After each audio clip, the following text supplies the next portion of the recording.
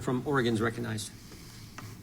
Thank you, Mr. Chair, and thank you, Director, for your patience. So you're very, very good at your job, and as is illustrated by the last 4 hours. I just want to say that you're way better at defending than you are at explaining what you're going to do about the problems that have led to your dismal public profile. And I wish it was better, but I have the most recent poll here from, I think it's from Harris. Yes, it is. The Harvard CAPS Harris poll. 70% of respondents said that they were either very or somewhat concerned about interference by the FBI and other intelligence agencies in elections. 71% agreed that changes post-2016 had not done enough to prevent further interference and that wide-ranging reform still required. Now, I also pretty interesting article in the Inquirer, the damning Durham report, and I'll just read from you this quote from Mr. Durham. The promulgation of additional rules and regulations to be learned in yet more training sessions would likely prove to be a fruitless exercise. So you must have done something more than promulgating additional rules and regulations, because to me that doesn't do much at all when we're going to an issue that probably is cultural. And to that end, I just want to share with you some of the things I hear from my sheriffs across my 20 counties. So I have 20 county sheriffs. In fact, one of my brothers used to be one for 15 years. And so I called him, my brother, and I said, hey, what was your experience with the FBI? And he said, they're very qualified. But when they appear, you know you have to be aware that part of their job is to enforce Section 1983. And he pointed that out just because there's a constant tension between FBI and local law enforcement. Would you agree? And by the way, when you go out and you talk to sheriffs, nobody's going to say to the director of the FBI, we don't like you. Why would they do such a crazy thing? They want your help. And by the way, I asked for your help down in Southern Oregon against all the drug cartels. And to your credit, and your office out of Portland's credit, you did your best to help. You don't have very many people there, but you did your best to help. But for you to come in here and say, I've never heard from a sheriff that we're doing a bad job. Well, no, you haven't. But now tell me, am I wrong? Am I saying that sheriffs would walk right up to you and say, you know, you're doing a bad job? I mean, how many have said that to you? Well, my experience with sheriffs actually has been that they are often very colorful and very blunt in their communications. You didn't mention. So I feel that But let me, forgive me for interrupting. But earlier today, you didn't say anything about them being negative. And what I'm trying to get at here is, you've done your job today to defend your agency, and good for you. But it's not what we're here today. I want to go to Durham's page 288 of his report. And this is going to the heart, I think, of what your problem, part of your problem may be. And he's making his observations. He's very careful to protect you.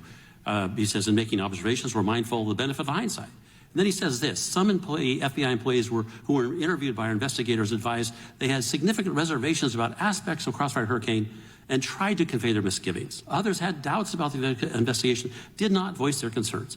In some cases, nothing was said because of a sense there had to be more compelling information in possession of those closest to and still other and current former employees who maintained they did their best to take reasonable investigative steps and acted within your procedure and guideline. Here's what I'm getting at here is, I don't think people within your organization are comfortable calling out negative things. I don't think they are. And I wouldn't be either. I'd be worried, because I look at what happens to whistleblowers and others. I'd go, oh man, this is not a safe place to be. I'm going to keep my mouth shut. And I think that is not a good thing for your agency. But you know where it starts? It starts with actually admitting that you got a problem. And I don't think you're very good at that either. I'm going to your testimony, page 13. You might want to look at it. I'm sure you wrote it, so you probably don't have to. But on page 13, last paragraph, you write, to be sure, nobody more deeply shares members' concerns regarding past FBI, and here's the words, compliance violations. Compliance, is that all they did? Aren't there a whole bunch of better terms?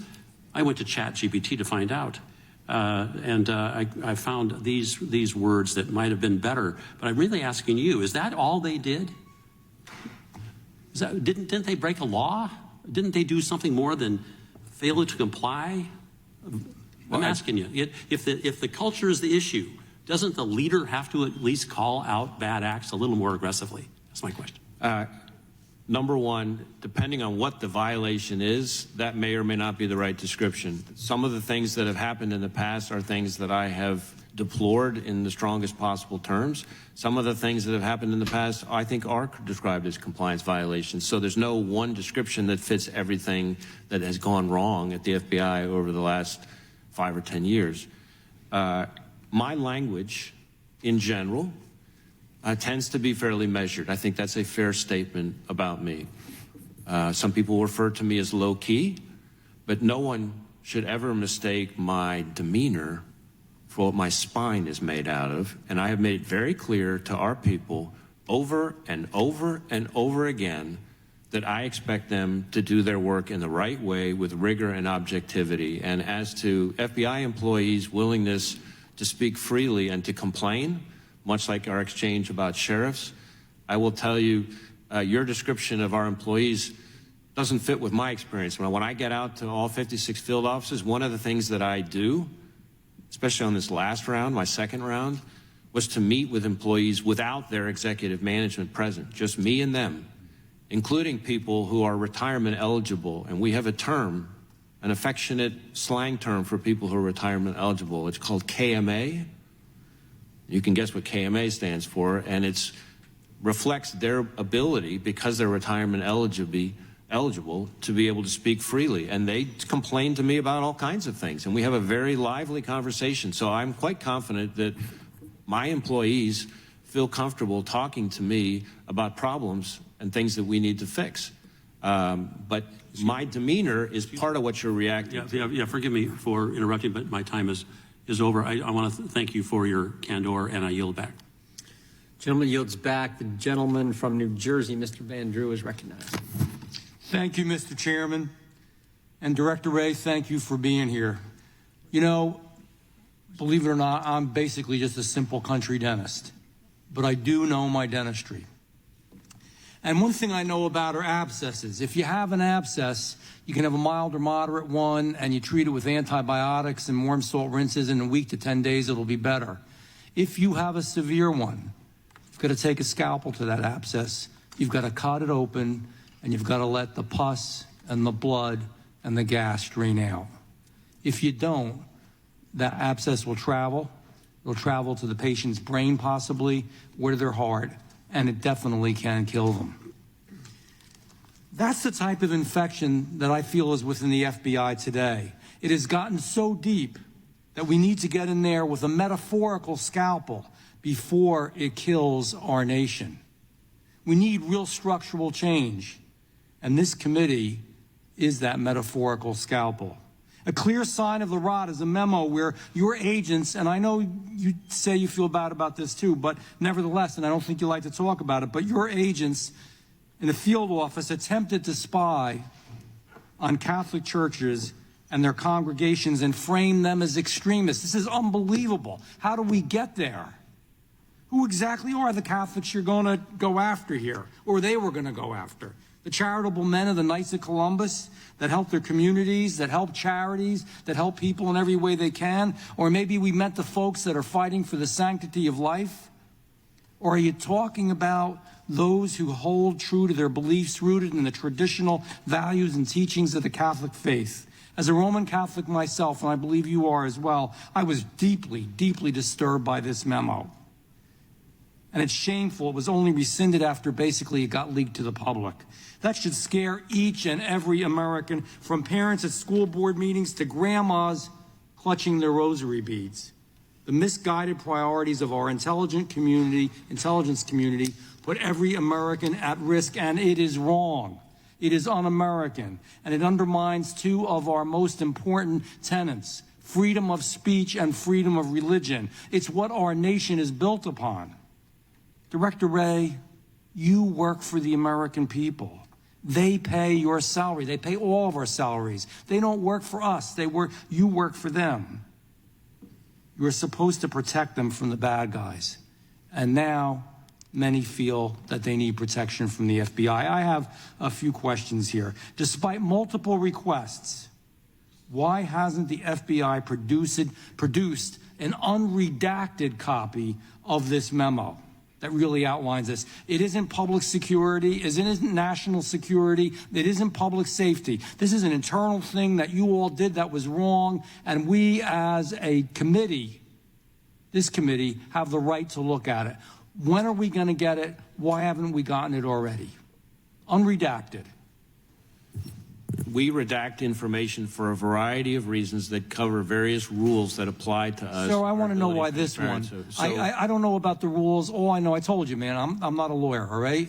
But you know what I want to know? I want to know why we don't know what happened here. That people in their churches had to worry, and it isn't something that's going to affect national security. So whatever damn rule it is you have, we should change that rule. Because when something like this happens, and it isn't a matter of national security, then we should know. So I'd like to know when we're going to get it. I'd like a date certain. What I can tell you is that we are almost done with our internal review, and as I said to the chairman, we're going to be providing a briefing to the committee on what the internal review found. When? It should be later this summer. And why do we need your internal review? Good you're doing an internal review. You should do a lot internally. But why don't we get the information when we ask for it, when we subpoena for it? We clearly are not creating any risk to our nation or national security. You could give us that tomorrow. Why don't we get that part tomorrow, and then you can give us the briefing and the internal review? As I said, we're going to give you a briefing on the internal review, and then we can discuss additional information that may... Because you're going to try to shape it differently and make it out that it was kind of okay. On that, no. I will tell you that I am not going to defend or excuse that memo or that product. I understand you said that. I have simple yes or no. These are real easy questions. Has the FBI created or maintained any list of Roman Catholic churches? Yes or no? Any list of Roman Catholic churches? Correct. Well, we're certainly not targeting any Roman Catholic churches. Well, they were. They were. The field office was, since we found out. But do you, as a yes or no, do you have a list? If you don't have a list, it's easy to say no. Well, we have 38,000 employees. We engage with churches of all kinds. So you may have a list of churches that you're looking at for possible No. Not for possible investigation. How about Russian Orthodox churches? Same answer. Greek Orthodox churches? Tell me, yes or no? Evangelical churches? Tell me yes or no. We do not maintain... Yes or no? Excuse me? Please answer yes or no. It's not a yes or no question. It is a yes or no. If you've got a list of churches that you're targeting and looking at, the answer is yes. If you don't, the answer is no. If your question is, do we have a list of churches that we are targeting, then the answer is no. We do not have... How about Jewish synagogues? Yes or no? Same question. We do not maintain any kind of list of religious institutions that we're targeting because we are not targeting religious institutions. Let me tell you, it's a sorry state of affairs that these questions are questions I have to ask, and it's a damn shame to see what's become of our once universally respected FBI. We need structural change, and Mr. Chairman, I yield back. Gentleman yields back. Director, the 5 individuals who signed off on that memo, have any of them lost their security clearance during this internal investigation? They added 4 more counts, I think. I don't believe anybody has lost a security clearance, but again, we have an internal review pending, and that I'll let that come to its conclusion. How did you become aware of the Catholic memo that the gentleman just referenced? How did I become aware of it? Point of order, Mr. Chairman. Gentleman may state his point of order. Whose time is the chairman consuming with I thought for the committee, it's not a point of order. The chair now recognizes the gentleman for Texas for 5 minutes. Thank you, sir. I will say this, Mr. Ray, I'm one of those sheriffs that will be very blunt with you today. That's right here. I've had an opportunity to look at your testimony, lots of stuff, and hear about numerous task forces, crimes being committed against children, including even infants and toddlers, MS-13 gang members coming across the open southern border, the poisoning and killing of the American people with fentanyl, the sex trafficking, the human trafficking.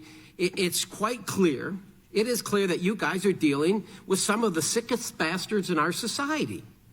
I have an article here from CNN in January 2022 calling the January 6th investigation the biggest investigation in FBI history. And what shocks me about this, quite honestly, is that you don't mention January 6th.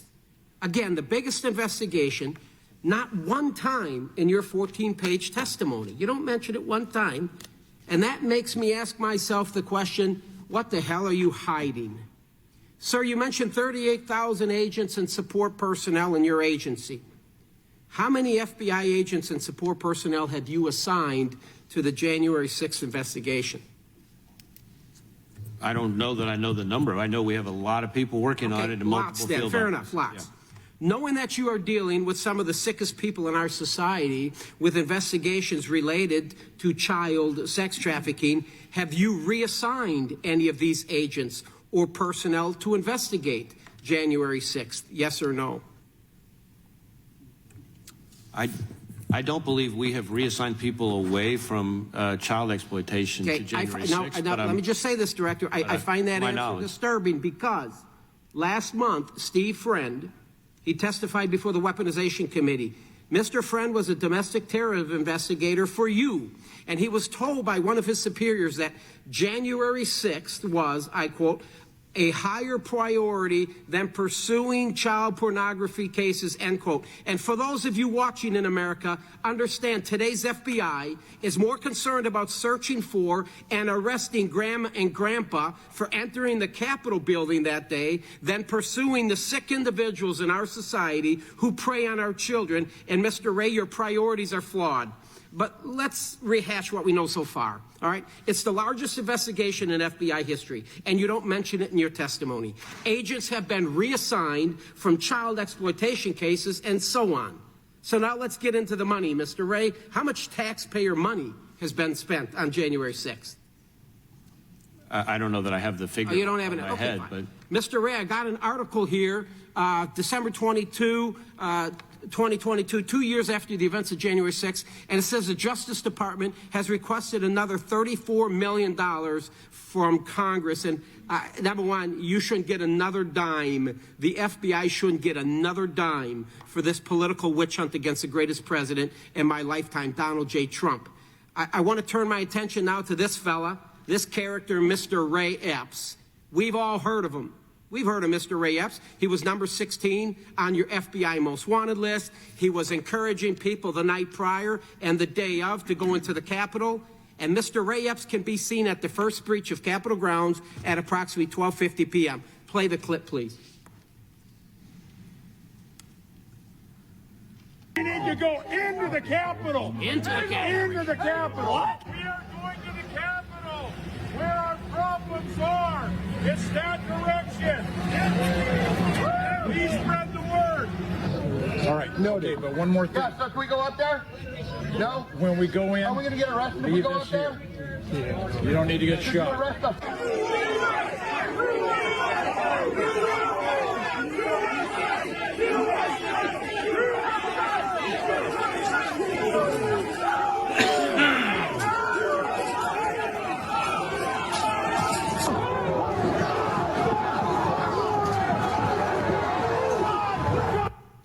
There he is, breaching the line, going in at the first breach into the Capitol grounds, the restricted area. Mr. Ray, you have arrested hundreds of people related to January 6th.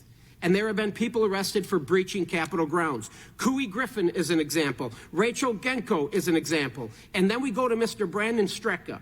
Brandon was arrested for disorderly and disruptive conduct, which included yelling, I quote, "Go, go, go," as rioters tried to enter the Capitol. These three never went into the Capitol. They never assaulted anyone. So let's be honest with each other.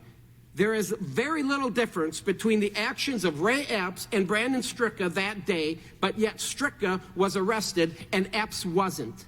Epps also testified to the January 6th committee. He was back at his hotel when video evidence showed that he wasn't. He lied.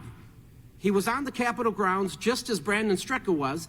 Epps even texted his nephew at 2:12 p.m. and said, I quote, "I was in the front with a few others." It was on the video. "I also orchestrated it." Now look into the camera, sir, when you answer my next question. Are you going to arrest Mr. Epps, yes or no?